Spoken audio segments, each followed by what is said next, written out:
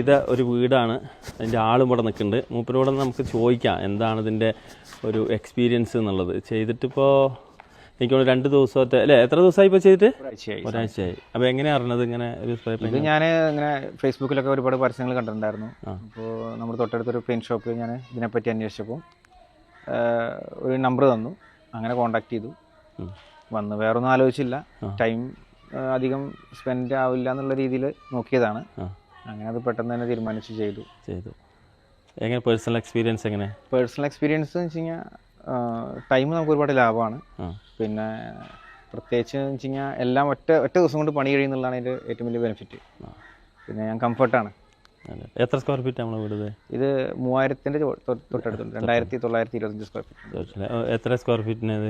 Square feet 12 രൂപ. ഒക്കെ നല്ല വിത്ത് മെറ്റീരിയൽസ് എല്ലാം ഒരു 3 കോട്ട് അടിക്കുന്നുണ്ട്.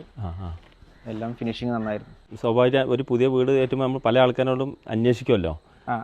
സ്പ്രേ പെയിന്റിങ്ങിന് എല്ലാവരും പറഞ്ഞിരുന്നത് ബ്രഷ് പെയിന്റിംഗ് ആയിരുന്നു. പക്ഷെ അതിന്റെ ടൈമും കാര്യങ്ങളൊക്കെ നോക്കുമ്പോഴും എക്സ്പെൻസ് നോക്കുമ്പോഴും എല്ലാം എങ്ങനെ പോയാലും കൂടുതലാണ്. അപ്പൊ അത് നമ്മൾ ഒരു ഇവിടെ അടുത്തൊന്നും വേറെ എവിടെയും കണ്ടിട്ടില്ല ഇങ്ങനെ സംഭവം. നമ്മളൊന്നും ചെയ്തു നോക്കി. നമ്മൾ ഓക്കെയാണ്. പേര്? എന്റെ പേര് അനീഷ്. ഈ വീട് നിൽക്കുന്ന സ്ഥലത്ത് പഠിക്കാൻ എന്താ പേര്?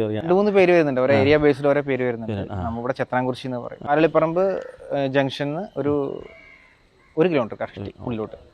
അടിപൊളി വീടാണ് കേട്ടോളേ, നല്ല രസമായിട്ടുണ്ട്, കണ്ടംപററി സ്റ്റൈല് അല്ലേ? Okay thank you.